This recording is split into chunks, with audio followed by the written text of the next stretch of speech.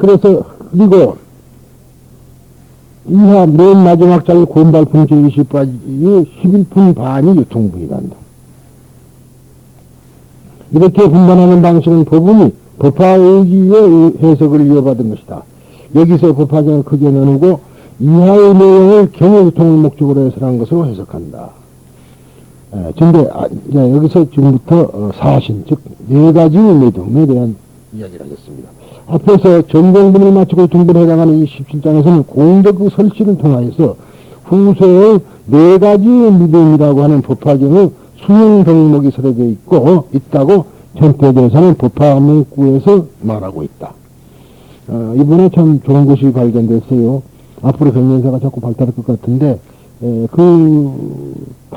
가면 이제 가보셨으니까, 가보셨다 그랬죠, 저때? 백년사 안 갔어요? 그런데, 뭡니까, 원래 사적비가 있어요. 근데 원래 그 사적비가 아니고, 그것이 요새 스님의 공덕비였거든. 그러는데, 어느 날 갑자기 그건 없어져 버리고 좀 사적비만 남아있는데요. 거기 보면은, 법화경에 대한 해설이 있었습니다. 그런데 그 이름만 있었지 없었다고. 근데 이번에 발견이 됐어요. 이번에 발견돼서 신문에 좀 났죠. 네, 그건 그렇고. 그래서 이 사신이라는 것이 네 가지 믿음이란 무엇인가? 부처님께서 시송을 마친 마이트리아 보살에게 다시 설했다. 만일 어떤 정성이 부처님의 수명이 영원하다는 설법을 듣고, 즉 열애수장품을 듣고 뭐 그 말이에요. 하다는 듣고 그저 한 생각이라도 그 가르침을 믿고 이해한다면, 단 한 생각이라도 그 가르침을 믿고 이해한다면 그 사람이 얻는 복덕은 한량없다. 그러니까 한 생각이라도 그 말 일념이라도 이것이 네 가지의 믿음 가운데 첫 번째의 일념신의이다. 즉 부처님의 수명이 영원하다는 것을 잠깐만이라도 확실히 그렇다라고 확신하고 받아들인다면은 그 사람이 얻는 복덕은 한량없다는 것이다. 무슨 복덕이 이리 많을까요? 응? 자기가 확실히 그걸 알아버리면은 자기도 그런 부처님이 영원할 걸 안다면 어떻게 되겠어요? 응? 어떤 의미로 봐서는 코피를 그 누구는 대전환을 일으킬 수 있습니다. 그래서 하는 소리죠. 짧은 한 생각이지만 마음속으로 확신할 수 있다면은 그 공덕은 육바라밀 가운데 반야바라밀을 제외한 오바라밀의 수행을 80만억 나이타급 동안 계속한 것보다도 100배, 1000배, 100천만억 배를 넘어서 계산이 불가능하다고 한다. 지혜바라밀 말고 말이죠. 보시, 인욕, 지계, 선정, 정진, 이 5가지가 완전히 완성된다는 얘기다. 그래서 이제 돈의돈수 문제 또 나오네요. 그죠? 그냥 그렇잖아요. 지금 여기서 보면은 그것만 1년만 확신하게 된다면 5가지 바람보다도 더 크다고. 수에서 더 활용없이 더 크다고 했으니까 근데 나머지 한 가지만 남았지 않았어요. 그런 걸 생각. 그러니까 우리가 부처가 된다면 완전히 다 까져버려야지 부처가 된다. 그렇게 말을 자꾸 한 거예요.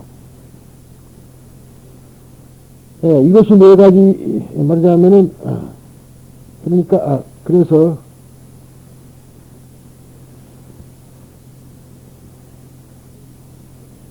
여기서는 믿음이라는 것이 일념신이라는 말로서 크게 강조되어 있다. 그래서 결국은 법화경은 학문의 서가 아니라 신성이다. 믿음의 서입니다. 반야신경은 학문의 서라고 할 수 있지만 이거는 믿음의 서예요. 믿음이라는 것은 어떠한 대상이 있어야 되거든요. 부처님에 대한 믿음. 이게 그것도 시작되는 거다. 다음에 부처님께서 설하신다. 근데 이렇게 보면은, 그것쯤이야. 일념신에 비해서 나가 잠깐이라도, 그렇다. 그러면 그런 것 정도는 있지. 해주면 그것도 거짓말이야. 솔직하니 완전히 자기가 감복해갖고, 그렇구나. 하고 땅을 치고 울 정도가 돼야 돼요. 그래야지 내가, 당신 됐다 그러지. 입으로만 몇 번 애갖고 와서 나한테 말한다고 나는 인정 안 한다. 그 말이야. 그래서, 그 전에 내가 누구한테 뭘 좀, 됐다고 그렇게 했더니, 인가했다고 이제 뭐 그런 소문도 나고 그랬다 그러는데, 사실은 그 사람 말하는 거 보면, 그로 인해서 사람도 바꿔졌어. 여러 가지로. 다는 바꿔진 게 아니지만은, 그 사람은 어쩔 줄은 모르고, 그렇게 그 얌전한 분이만 저녁이 전화를 붙들고는 조금 금방 했다, 금방. 그러면 미치는 거라고. 그때. 그러니까 그렇게 하는 거라. 근데 우리 아직까지 나한테서 설법동사 그런 사람이 없어요. 그러면은 자기들은 뭐, 또는 스님이 구천할까봐 천만의 말씀. 자기가 깨달은데 뭐 스님은 대가를 치든 뭘 하든 그러부리고 끝나면 뭐 그게 얼마나 중요한 거 아닙니다. 자기가 환희를 일으켰을 때는 그거 보이질 않아요. 그 사람이 나한테 해갖고 무슨 인가 받겠다는 뜻도 아니에요. 그냥 나하고 대화를 하고 싶은 거라. 그래서 하는 소리입니다. 그러니까 여러분들도 그런 점을 우리가 전선에서 정말로 그렇구나 그렇게 딱 믿고 온 세상이 전부 다 그렇게 믿겨지면은 그때가 크다 그런 얘기입니다. 다음에 부처님께서 설하신다. 만일 부처님의 수명이 무한하다는 것을 듣고 그 말이 품고 있는 큰 뜻을 이해하면 지금 아까 그 말이에요. 큰 뜻이란 것은 나까지 포함되면 큰 뜻이 된다. 그 사람이 얻는 복덕은 한량없어 헤아릴 수 없으며 능히 예래와 같이 위없는 지혜를 얻겠다는 마음을 일으키게 되리라. 그때 비로소 이제 이것이 네 가지 수행 믿음 중에 두 번째인 약해 언취이다. 즉 부처님의 수명이 무한하다는 것을 듣고 그것을 믿는 단계에서 더 나아가 그 뜻을 거의 이해한다는 것이 된다. 이와 같은 사람의 복덕은 한량없어 부처님이 이없는 지혜를 얻겠다는 마음을 일으키게 한다는 것이다. 세 번째, 계속해서 부처님께서 설하신다. 하물며 널리 이 가르침을 듣고 많은 사람들에게도 들려주며 자신도 굳게 마음속에 간직하고 남에게도 간직해 하며 자신도 베껴 쓰고 다른 사람에게도 쓰도록 하며 또 꽃, 향, 윤막, 당번, 비단, 해가리게 향유와 우유를 정제하여 만든 기름으로 밝히는 소등으로 법화경에 공양하면은 그 사람이 받는 공덕은 한량하고 끝없이 결국에는 부처님 무지를 갖추게 된다. 그러니까 이제 물론 우리가 법화경에 공양한다 해서 이제 12가지 그 꽃이 현실적으로 여러 가지 꽃이 이제 이렇게 나열이 10가지 공양물이 나열이 되어 있습니다. 그런데 사실은 꽃을 바친다는 것은 그만큼 경사스러운 일에만 우리가 하는 일이고 공정할 때만 하거든요. 부처님에게 꽃을 바치는 일이 그것 아니에요. 부처님은 꽃 속에다 파묻힌다. 그래서 서양에서도 마찬가지라. 우리나라 제사법은 유교 제사법이랑 그리예요. 서양은 죽으면 전부 다 꽃이라고 싹 장식하잖아요. 그렇죠? 우리는 겨우 하는 것이 연지 찍고 분발라주는 거예요. 여음할 때 보셨어요? 연지 찍고 분발라주면 고작이에요. 그러니 그래서 안 된다 이 말이야. 그게 잘못입니다. 해야 됩니다. 네, 맞아. 화장해줘야 됩니다. 막 그렇게 해서 네, 깎고 그래서 화장해갖고 싸는 거거든 원래가. 그러니까 잘못이라. 그러니까 하여튼 우습게 되어버렸어 나라가. 서양식으로 꽃을 할까 착 해가지고 얼굴을 볼 수 있어야 돼. 화장터 가도록까지는. 그러잖아요. 아주 내가 들리겠지. 서양의 유용사 자격이라는 거는 죽은 사람 시체를 화장할 수 있는 사람이 유용사예요. 응? 그 직업이, 그러니까 미용사 자격은 그거예요. 그 큰 직업입니다. 그건 면회가 있어야 돼요. 우리나라는 사는 사람 머리는 잘라도 얼굴, 사실은 그전에 미용사들이 머리만 파마만 했지만 요즘 얼굴 같은 건 안 했는데 요즘 이제 얼굴 해갖고 돈 많이 벌잖아요. 그 서양식으로. 근데 사실은 돌아가시면 딱 이렇게 꽃으로 이렇게 잘 아름답게 해놔야 된다. 왜? 성불했다는 의미에서, 부처가 됐다는 의미에서. 그렇게 허물을 말하면 좋은데, 우리나라는 그래 않고 뒤집어 씌우는 게 더 무섭고, 안 볼라 그러고, 그런 거 아니겠느냐 하는 소리입니다. 그래서 이렇게 꽃을 공양하는 것이, 그래서 원래가 제일 부처님에게 첫째 공양이 향화, 그러죠? 향공양, 꽃공양. 꽃공양, 향공양. 이것이 네 가지 믿음 가운데 세 번째인 관이 타설이다. 자기뿐만 아니라 다른 사람에게도 들려주어 간직히 하며 베껴 쓰도록 할 뿐만 아니라 각가지 공양물로 법화경을 공양한다면 그와 같은 사람이 얻는 복덕은 한량이 없어 부처님의 일체를 아는 지혜를 얻을 수 있다고 한다. 여기서 자신이 듣고 그것을 믿으며 받아 간직하고 공양한다고 하는 실천을 남에게도 권하여 실천케 함을 설하고 있다. 그렇죠? 여기서는 자기도 실천을 할 뿐만 아니라 자기뿐만 아니라 남에게도 실천시키는 거. 그 공덕이 크다, 이 말. 그러니까, 자오는 멱살을 잡아가지고, 좀 상스러운 말에 네 가지를 잡아서 꼬라도 가지고 와서 부처님이 수명에 오다가 가르치러 배워야 되는데, 우리에게는 아직도 그런 능력이 없으니 공덕이, 아직까지 그 공덕이 못 간다. 그러니까 기독교하고 법화교 상당히 간접하죠. 어? 아직. 그 일본의 절복이라는 사상 그래요. 그 집 문 앞에 가서 그저놓고 미리 가가지고 그 사람 다리고 올라고 쭉 불어 앉았다가 다리고 와야 된다. 그런 이야기입니다, 이게. 그런 실천에 대한 것이 남녀호랭객교예요.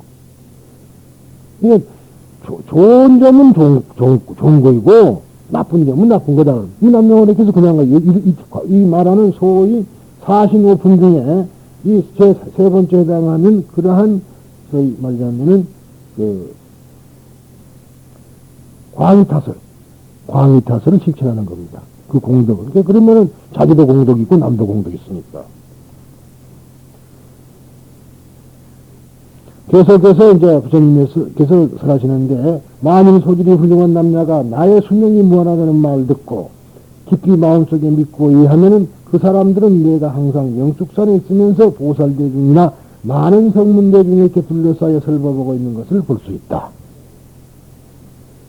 또 이 사바세계의 땅이 청보석으로 되어 단단하고 평평하며 8개의 길이 서로 교차되는 곳에는 연부당금으로 경계하고, 연부에서 나온 금이란 말이에요. 연부당금에서 나온 금, 경계하고, 보배나무가 늘어서 있으며 많은 집들이 다 보배로 지어져 있고 보살대중이 그곳에 살고 있는 것을 보게 된다.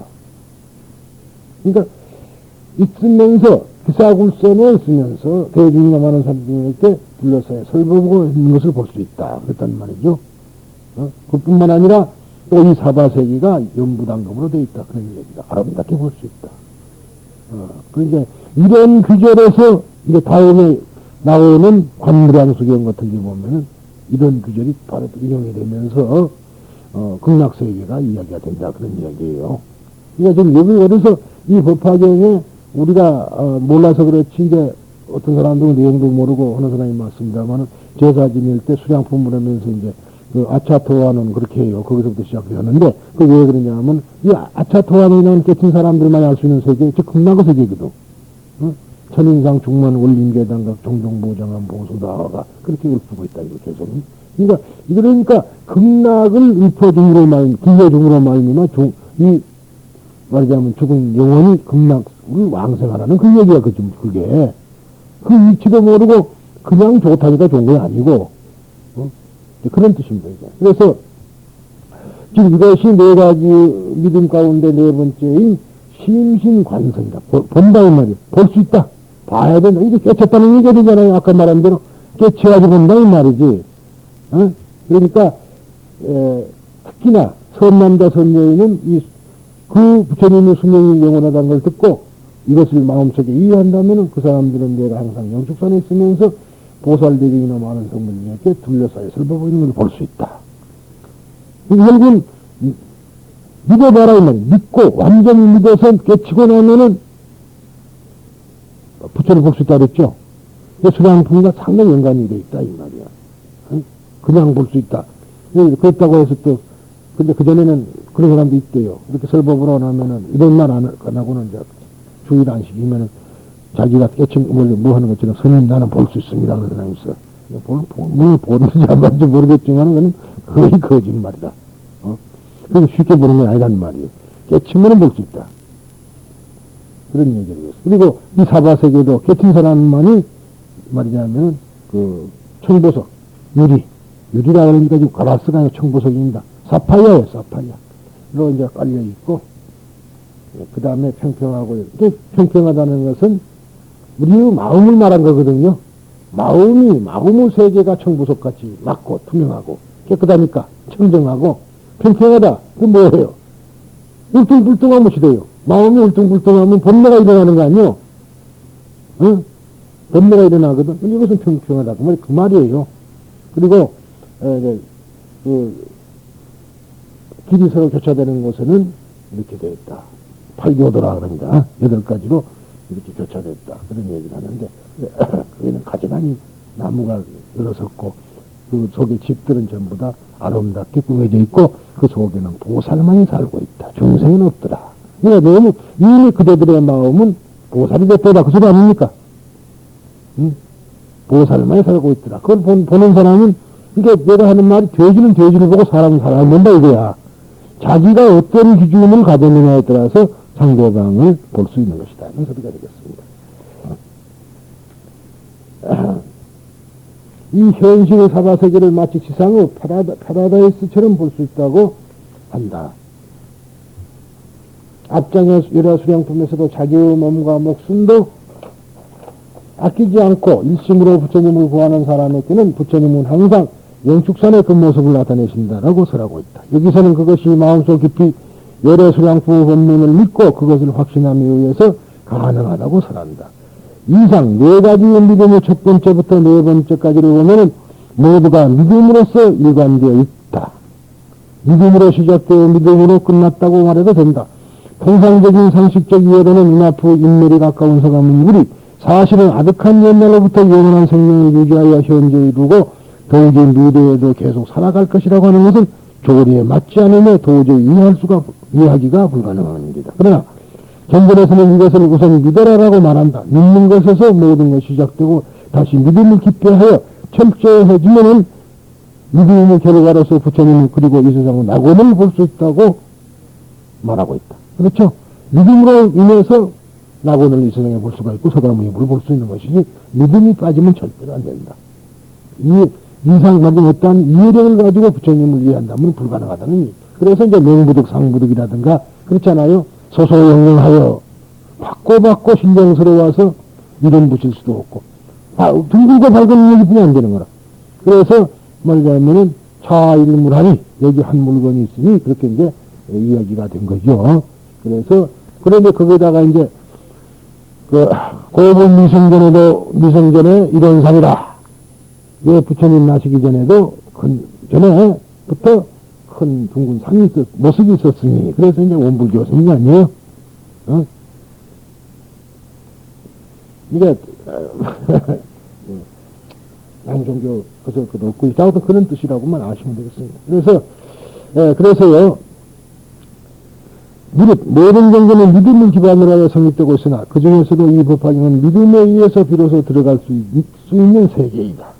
믿음이 없으면 이성의 작불도 구원의 본불도 없는 것이다. 이러한 의미로서는 기독교 신약 성서가 증언의 서라고 부르는 것처럼 증언의 뜻, 이 원서요. 이 법화경은 신앙의 서라고 말할 수 있는 것이다. 네, 이번에는 이제 아까는 사품으로 쓰는 사신으로 쓰는 오품. 5가지 실천사항이란 말이에요. 오품이라는 말은 부처님께서는 앞의 4가지 믿음에 대해서 설하신 후에 이어서 오품이라고 하는 부처님께서 멸도하신 후 5가지 실천사항과 그 공덕에 대해서 설하신다. 오품이란 첫째가 초수의, 두 번째가 독송, 세 번째가 설법, 네 번째가 겸행육도, 5번째가 정행육도. 이것이 오품입니다. 이 5가지의 실천 덕목을 말한 겁니다. 우리가 보살도를 하는데 꼭 필요한 덕목이고, 법화경자가 아닌데, 법화경을 믿는 사람은 하는 게 아닌데, 이거는, 우리나라 통불교를 보면 그게 아무 상관이 없는 거예요. 이렇게만 하면 상관이 없는 겁니다. 겸행육도, 그러니까 이 5가지 실천은 부처님께서 멸도하신 후 수행이므로, 멸후의 오품이라고 하며 그 내용은 다음과 같다. 첫 번째는 초수이다. 열애가 멸도한 후 만일 이 가르침을 듣고서 비방하지 않고 순수하게 감사하는 마음을 일으킨다면 그것이 참다운 신앙을 얻은 사람의 경지임을 알아야 한다. 심심해상이라. 그렇게 말했단 말이죠. 수의심, 초수임. 부처님께서 인멸하신 후 이 법화경을 듣고 그 가르침을 비방하지 않고 순수하게 수용하며 기쁜 마음을 일으키는 것. 이것이 초수이다. 경에서서라는 것을 듣고 기쁜 마음이 일어난다는 것은 그 가르침의 내용을 자기가 받아들여 확실히 그랬다고 하는 이해하고 믿어야 한다. 그러므로 법화경은 이를 깊이 믿고 이해하는 경지를 한 것이다. 법화경 실천의 첫 출발은 법화경을 듣고 그것을 자신이 받아들이는 것에서부터 비로소 시작되는 것이다. 받아들인다 이 말이에요. 포용한다, 수용한다. 거부하는 것이 아니다 이 말이에요. 받아들인다. 다음에 두 번째 독성이다. 하물며 이 법화경을 읽고 외우며 믿고 간직하는 사람은 말해서 못하겠는가. 이런 사람은 곧 열애를 머리 위에 항상 받들어 모시고 있는 것 같다. 절하고 있는, 그렇죠? 절하고 이거 좀 받들어 모시고 있는 거 아니에요? 처음에 법화경을 이해하고 확신한다면 그 다음은 그 경전을 읽고 외워 가르침을 뚜렷이 기억하고 간직해야 된다. 이것이 두 번째이다. 이것을 실천하는 사람의 공덕은 탑과 절을 건립하고 성방을 지어 성단에 공양함과 거의 같기 때문에 현실로 탑을 세우거나 성방을 지을 필요가 없다라고 말한다. 그런데 이제 이 구절만 보고 안 하면 된다. 어? 전지문마하고 그런 것이 이제 그런 식으로 몰아간 것이 장각기예요. 그러니까 스님들하고 절도 말아라. 뭐 그런 식으로 됐고. 그런데 그만큼 공덕이 크다는 걸 이야기한 것이다. 그만큼 공덕이 크다는 걸 이야기한 것이지. 그런다고 해가지고 뭐 법화경에 있는 것을 실천을 하는 목적이 있는 것 실천하지 않으면 잊고 오는 것도 실천이. 그런데 뭐 품이나 한 품 읽고 제목이나 부르거나 쳐부르고 나서 거의 다 했다고 해서 그런 건 잘못된 거죠. 그러니까 일련대사는 이 법화경의 원래가 저는 그렇게 생각합니다. 사견이지만은 일련대사님께서는 이 경전에 사실은 아주 심취했던 분이에요. 저보다도 훌륭했고 우리는 따라갈 수 없을 만큼 위대한 분입니다. 그런데 그분이 이 좋은 경전을 어떻게 내가 시를 뿌려야 되겠다 이 말이에요. 시를 머릿속에 남기고 싶다. 그래서 이 경전은 그러고 성도문의 본문하며 성도문 고행을 하는 데라 나는 고행을 하는 게 성도문이거든. 그 성도문의 본문을 경전을 이행문으로 바꾼 겁니다. 이행문. 쉽게 제목을 물으면 되는 걸로. 중생에게 이러한 것을 시키봐도 안 되니까 시간도 없고 그러니까 이것을 이행문으로 바꾸기 위해서 시를 하정을 하기 위해서 애쓴 분이다. 그렇게 평가할 수가 있어요. 노법연화경에 귀하게 하려면은 노법연화경을 많이 부르면 귀하게 되거든. 다른 경전은 안 보게 돼. 근데 실질적으로 그것만 부르려고 하지 속은 안 들다 보니까 뭔 소용이 있느냐 이 말이야. 속을 들여봐야 될 텐데. 그래서 하는 소리입니다.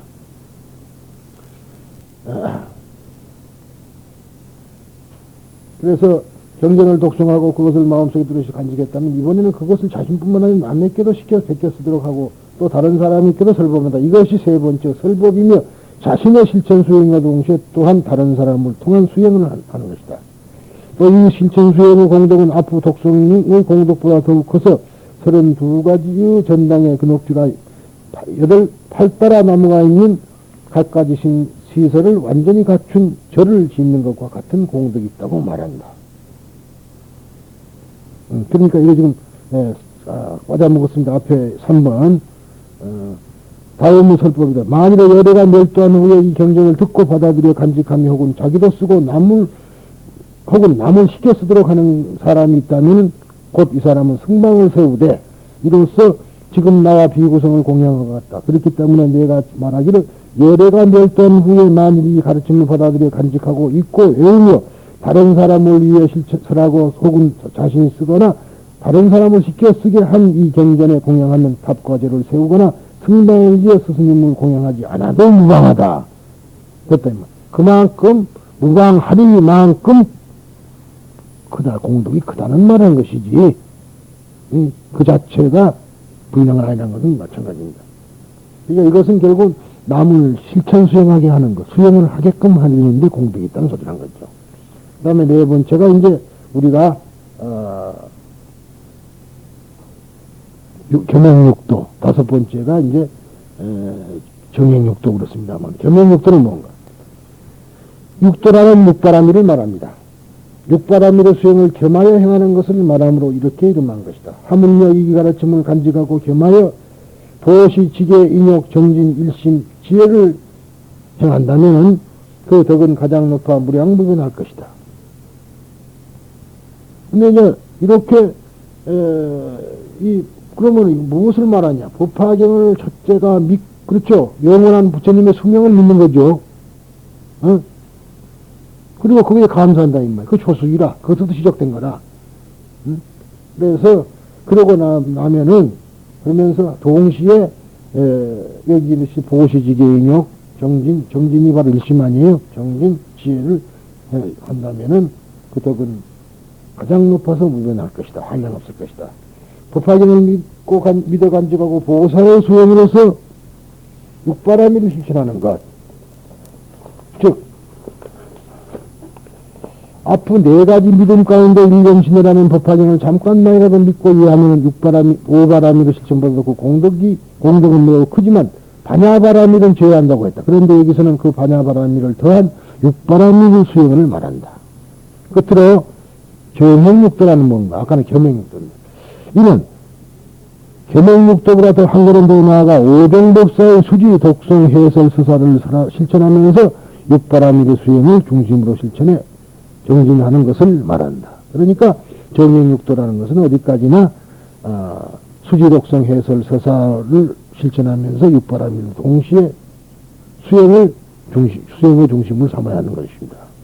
만일 어떤 사람이 이 정도를 믿고 의용을 받아들여 깊이 간직하고 나아가 다른 사람에게 설하며 자기도 쓰고 남에게도 쓰도록 시킬 뿐만 아니라 법화경의 깊은 뜻을 바르게 해설하고 또 자신의 몸을 청정하게 유지하며 계율을 지켜 온화한 마음을 가진 사람들과 함께 결합하여 잘 참고 성내지 않으며 뜻이 굳건해 항상 좌성을 즐겨 여러 가지 깊은 정신통일의 경지에 도달하고 많은 훌륭한 가르침을 배워 두뇌가 명석하여 지혜를 구하되 어려운 질문에도 바르게 대답하리라.